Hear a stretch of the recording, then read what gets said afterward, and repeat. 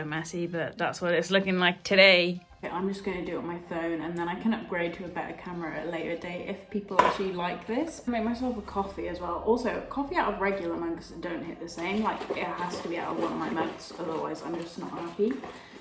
It always looks really aesthetic on my Instagram stories because I cut all this out, but like, yeah, let's just ignore that. This is my favourite bit about where this little spot is positioned. All afternoon, you just get light like this in the perfect position. Oh, like, look at how lovely that all is. There you go, we're all sorted. If you have no idea who I am, hello, my name is Abby, also known as BigJugs, and I'm a ceramic artist and I make TikToks, like fun stuff like this, and that's what I do for a living. I'm self-employed now, all thanks to TikTok. Basically everything is thanks to TikTok. What the fuck, thanks everybody. And people are always asking me to start a YouTube channel, so I am having a go at filming something, but I've got a kiln to open, so there's some new designs that I've shown myself making on my TikTok, but I haven't shown the finished product yet. So we've got the Gaslight Gatekeep Girl Boss Gangnam Style mug, we've got a cow mug in there, we've got some plaid mugs in different patterns as well. Oh, this 8-ball mug, that's what I'm most excited for. It's inspired by this girl Gigi Galore who kindly sent me some jewellery, but she does a lot of stuff that has 8 balls in it, and I'd forgotten they existed, but I just was like, an 8-ball mug would be so cool. So a lot of people wanted some make with me style videos. I've been incredibly lazy. I've been meaning to make some wet stuff for like days now, but yesterday I was like, oh, I'm gonna clean out my entire car for who knows what fucking reason. And I opened the boot and there was mushrooms growing in the back. I thought it was just untidy, but that's a mushroom. It's not like an old mushroom, that's a mushroom that has grown in my boot. Oh my god. What the fuck? So I don't know what that's all about, but I do go wild swimming quite a lot, so there's normally like loads of wet towels in my boot. But yeah, I had fungus growing in my boot, like a little colony of oyster mushrooms back there. And then today I ended up going for lunch and I literally went through all my clothes for like, you know, putting stuff on Depop and like putting stuff to go to the charity shop. So I've been really avoiding making wet stuff for some reason, but I do really enjoy it. I don't know. I'm gonna do a little make with me. I'm gonna answer some questions because I put up a little Q&A thing. And then I'm gonna do a kiln reveal. Stay tuned to the end. I think the kiln is still at 300 degrees right now. I kind of try to leave it until it's like in an oveny range, because you know, you'd put your arm in a hot oven, not without a mitt obviously, but like I sort of wait until it's in the 200 degrees range, because you know, you're not gonna burn yourself like that bad if you do burn yourself, but like I've never actually burnt myself. But kilns go up to 1,000, 2,000 degrees, some kilns. My kiln, I normally go up to 1,200. I've got my little cone chart back there, but I made it cute. I'll get to that. I have so many questions about my kiln, and as did I have so many questions about kilns for such a long time. So, I've got a big bag of clay right here. This is reclaimed clay, so this has already been recycled. If you don't know much about ceramics, there is basically no waste in the entire process. So this is clay that's already been like months worth of my trimmings that I've managed to recycle into some usable clay, so I'm gonna use that clay. It is so sticky, I don't know what I was expecting, but I should probably put my hair up and maybe not wear this top, but it's my show jumper, I wanna look nice. I'll cut the clay, peel it off. Oh, thank you. Soda water gin martini. Oh, delicious. Special delivery. This clay's actually a bit too sticky for my liking, like especially for hand building. I prefer the clay to be kind of drier. The first thing I do in terms of making mugs is obviously like weigh it out. I've got my little scales. I cut it up into balls. Yeah, just measure it out. Also, this is reclaimed clay, so it fucking stinks like shit. I'm gonna be honest. Regular clay doesn't smell of anything, but reclaim, I think it's because it's got stale water in it. Like obviously it's not gonna stink when it's been fired, but at this point, small mugs I normally do 400, and then large ones 550. I used to do them 600, and I think that's because I used to pull them a lot thicker, but I can pull them thinner now, so they end up being too big to post if I do them at 600, so I do them at 550 now. I've got so many questions about my kiln, but it's cold, so I'll probably answer them inside. This is the shed. Me and my mum built it ourselves. Ooh, 235 degrees. This is the kiln. She's really old. She's about 50 years old. Okay, I'm gonna take a peek. but I'm gonna show you guys at the end. I'm just gonna sort of put it open a little bit ajar, just to let a little bit of the heat out. Looks fab. But for glaze firing especially, you want the heat to go down from that 1200 kind of vibe down to 0, or room temperature, not 0. You want that to happen extremely slowly, because obviously glaze is glass, and that change in temperature, yeah, you need to do it slow, otherwise she gets a bit of a shock to the system and she doesn't like that, so she'll smash. Yeah, no explosions in there or anything, but we're just going to leave my babies to cool for a little bit. So we're actually going to get down to some questions. First question is favourite ceramic design to make, and the answer to that is literally just whatever's the newest one. Like, I get so bored of making the same design over and over again. Like, I'm already dead bored of the cloud mugs, but like, I know people love them. Yeah, anything that I have to remake too many times, like, I never want to make another WOOOO mug, to be honest. I think it's because I just know, like, whatever I make next, people are gonna like more. So I just, yeah, whatever's the newest design, or if it's something that I've been thinking about for a while. Like, I think I just love getting opinions on new designs as well, or one-upping myself. So yeah, it's whatever's newest is what's most exciting to make for me. What is your favourite part of the ceramic process? Well, my least favourite part is actually having to pack things. I love doing sales. I get so much serotonin, like, about how fast people are. I probably didn't put a proper introduction, but like, I sell ceramics. I got quite big on TikTok. Well, not that big, but like, you know, that was how I built up a following. I only started doing what I'm doing like 6 months ago, really, like in terms of selling. Well, less than that selling, but like, you know, trying to start selling my work less than 6 months ago. And the reception online's just been crazy. So love that. That's been really fun. But yeah, I love selling, and I love the painting part of it. This part, you know, the making of the bases and stuff is quite tactile. Like, I enjoy each part for different reasons, but my least favourite probably is packing, to be honest. That gets old real quick. It's what's getting in the way of the light. Come here, you silly goose. This is my cat, Dex. You're blocking my light, honey. How do you plan your colour combos? I love them. It's quite intuitive. Like, I'm just like, yellow belongs inside, for instance. I love pink. Like, there are a few colours that I always go back to. You can't really see what I'm doing right now, but I'm taking the balls on and off to get them to the right weight. So that's the start of the process. Yeah, I feel like it's just quite intuitive to me. Like, that's always been something I've been quite good at. I've always done like art in school and whatever, and I've always been pretty good with colour. It's not necessarily theory, it's just my taste. Also, I'm quite inspired by like my own clothes. So I just pick colour palettes from like really random places. How did you discover your love of ceramics? Did you try the mediums first? Yes, I actually had some work get quite big. 2018, that was video work, and that was under my alter ego, Snotty Bitch. So I can't be bothered to fully explain it, but you might just want to Google student sells videos of herself sneezing and it'll all come up. So that was like conceptual video work. I used to want to be a filmmaker.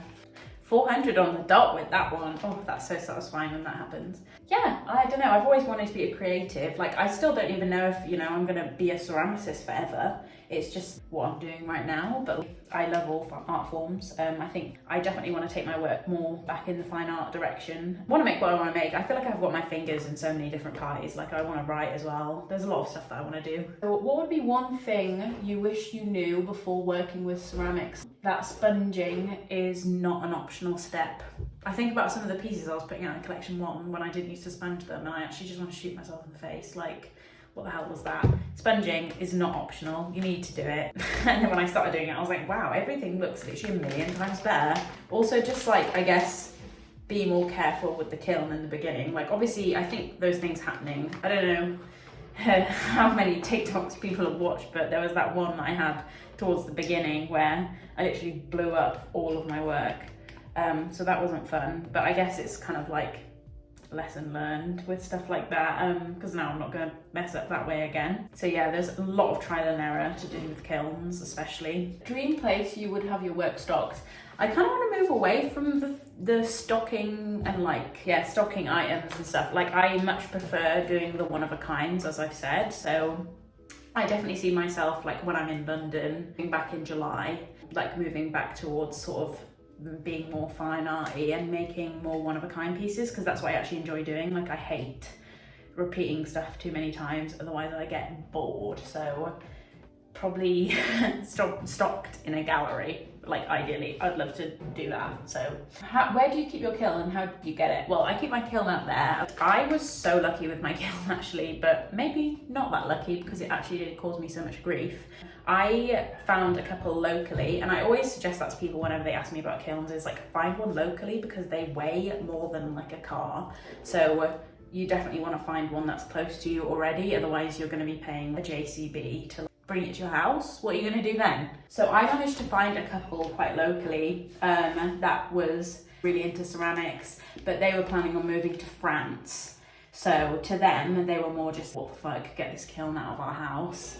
It's just being a hindrance, and like, we need to move to France, so we need to get this fucking big machine out of our house. So I only paid £160 for the actual kiln. However, refurbishing it, installing it, all that jazz, like, I had so many issues with it because it's such an old machine. It was so much grief trying to fix up that thing. If it was up to me this time round, I'd probably just buy a new one. I would love like a Rhoda Eco top or like a Scut open top. But also, do not get a kiln if it's just a hobby, to be honest, because it will not be worth it. Find a local pottery studio or find a local firing service. I only have a kiln because it's my job. But kilns are so expensive. You do not need to have your own kiln unless you're like running a business, really. I mean, some hobby potters have it, but they're more like in their 40s and older, and it's because like pottery is such an expensive hobby. Yeah, definitely just pottery classes first. I get so many people messaging me about buying kilns, and I'm like, go to a pottery class first, definitely. Hi, could you make a video showing how you glaze a piece? Yeah, eventually. Not today though. Where would you like BigJugs to be in 5 years? I don't know. I don't really think about it. I just am kind of going with the flow. I mean, I'm kind of glad that my brand isn't so much just the pottery, like it's also me, because that means I can expand into doing other stuff if I want to. I'm in uni for 3 more years as well, actually. But I guess I would like to get gallery representation. Somebody who I've always like thought does the balance really well between like high art and low art is Polly Nor, because she does big exhibitions, and then also her work is still really popular online. People are really engaged with it. People who wouldn't normally be that engaged with art as well. And I just really like, hey kitty. I like the thought of that, and I really like the fact that people like what I'm doing, the general public, and it's not just really inaccessible. Like, I never really want my work to be doing that. I like the thought of doing a bit of both, having stuff that's cheaper and like more accessible for people to just have in their homes, and also stuff that could be in a gallery. But yeah, I want my art to not be inaccessible, and I never want to feel like I'm alienating people. I don't know, somebody like my mum might walk into a gallery and see a caption like about anarcho-privatism or whatever, and she's just like, right, well, I'm switching off. Oh, hardest piece to part with. Literally all of them sometimes. Like, I guess the cow mugs, the swirly mugs were quite difficult to part with. I don't know, the worst though is when stuff breaks in the post. I've only had it happen a few times and less so now. What are you studying and how to learn ceramics? I'm doing clay for now. Pottery studio, pottery studio, pottery studio, pottery studio.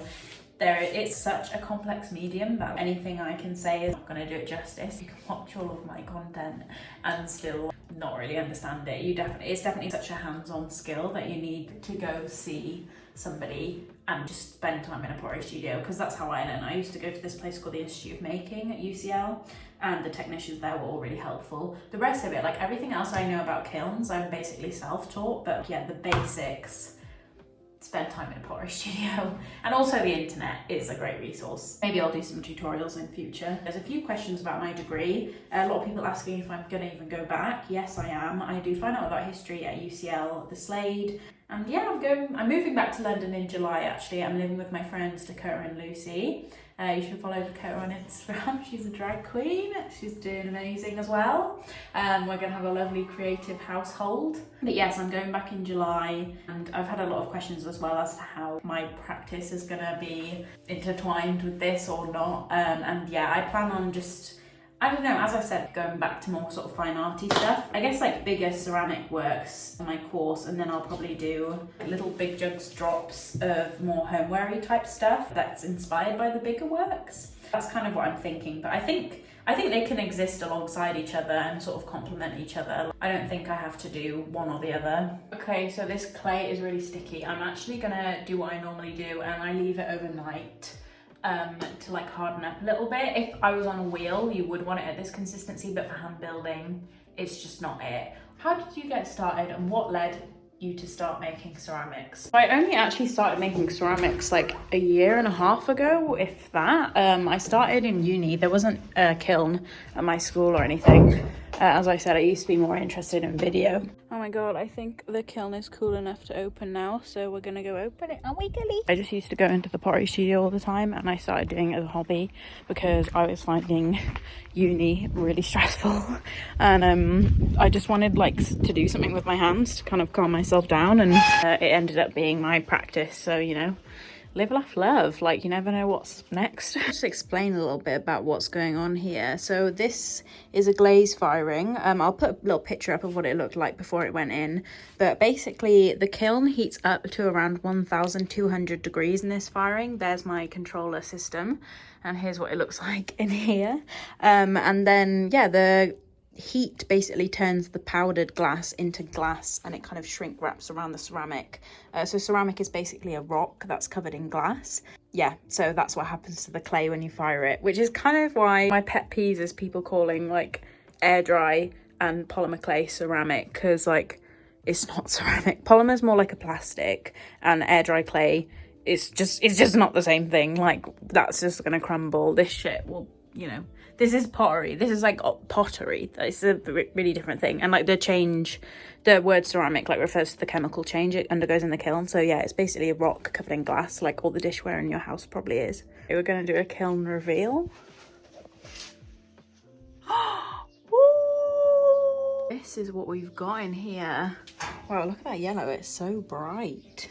Okay, so at this point, normally what I do is I unload it with the glove and I put the things on the floor, because lesson learned the hard way, that plastic melts really easily. So, I mean, I should be wearing sleeves, but like it's only 140 degrees at the moment. And then I put everything on the floor. Okay, so we've got it nearly all unloaded. It is so warm in here. Oh my God, I want to check the temperature. That's all unloaded and on the floor now. I wait until it's like cool enough to touch with my hands, and then I'll load it into there and take it in the house and we can review it. Annoyed, I did definitely see a few handle cracks, and like I'm just still struggling with that. It's like hand-built ceramics, you're more likely to get them.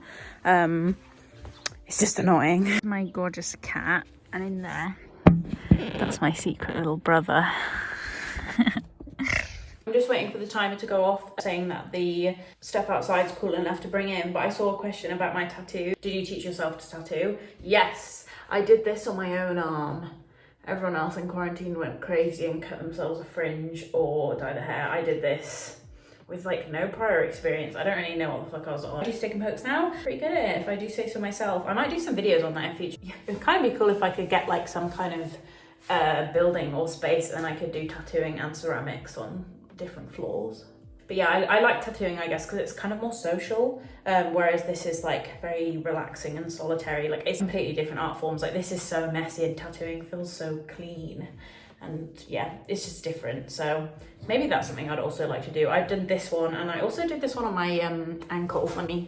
No, I can't get that far. Okay, so I did that one on my ankle, and maybe I'll put my tattooing Instagram up on the screen, but I've done quite a few tattoos now. Oh my God. Look at this one. That was really hard to bring in, but you know, we've done it now. And we've got some great ones. I think there's one in there that's definitely lost to the sample sale, but you know, it's looking good. Okay, so my favorite of the bunch, the 8-ball mug. Look at it. Oh, lovely size, don't see any imperfections, and it's like just nice and neat. Like, hopefully it doesn't craze later, which is an issue I've had in the past. Like, the glaze looks a bit milky in parts, but I think that's because it's black, and I literally never use this much black glaze. But favorite of the bunch, Gaslight Gatekeeper Girl Boss Gangnam Style. She's finished. I guess maybe I'll invert the video while I'm talking about this mug. This one does have a handle crack, but I do like tests like weight testing on them before I sell them, so we'll see if that's an aesthetic flaw or if this one needs reducing. Oh, I did another pink swirly. I love doing these. They take fucking forever though, but like, look at the inside. This one's all good to go as well, thank God, because that took me forever and I hate reducing things. We've got a blue swirly. We've got a handle crack on it, unfortunately, so I'll probably be reducing this one a little bit. But also the blue's not come out quite as strong as I was expecting, because I did a really neat job on the inside. We've got a few I'm a Luxury. Oh, no, that's not an I'm a Luxury, that's the cow mug. The little spotty cow. I think she looks quite cute. The grass isn't quite as strong as I was hoping. We've got, oh, I'm really struggling with my handle cracks, especially on these large ones, but like it's really difficult with hand-built ceramics to not get handle cracks. So it's just about the way that the clay dries. With little snakes and ladders, one. I don't know what possessed me to make that, but we move. This gingham one's come out perfect, so that's fab. Just wish it was in the more pattern ones that got handle cracks, because this one I'd probably sell for like 60 or 70, especially because it's perfect. There's no flaws on that, like love, you know, amazing. We've got a few I'm a Luxuries in this one, purely because people ask me to make them all the time. I think there's 3. I think we've got 3 of the I'm a Luxury if you can afford Princess Diana mugs in there. And this one is a swap. Oh, this one's a swap going to Cross Stitch Cowgirl. I'll put up the jumper I'm swapping it for up here. Got Borrowed Our Bitch mug. This one's for somebody I know locally who asked for a mug, so I'm selling her this one. 2 cloud ones. One of them, this one probably is going to be a replacement for postal breakage. As I said, I fucking hate postal breakages. They are the worst, because I literally never get the money back. Royal Mail are awful. Their claim system is so long. Like, it takes so long that it's actually not worth me even making the claim. I just make them a new mug. Please don't claim a second mug if it didn't actually break. This one's... So I will sell this one, but just reduce loads, which is annoying because it would have been really cute. I did this little Shamrock Mug. Even though it's St. David's Day. St. David's Day? St. Patrick's Day.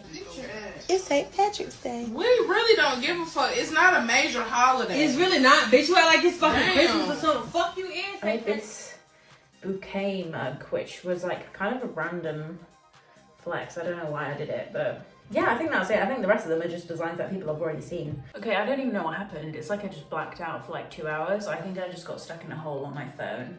But I'm gonna end it here. Maybe I'll make another video soon. I feel like this has been literally all over the place. Like, I've got like 40 or 50 minutes worth of footage somehow, except I feel like I've said absolutely nothing. So subscribe.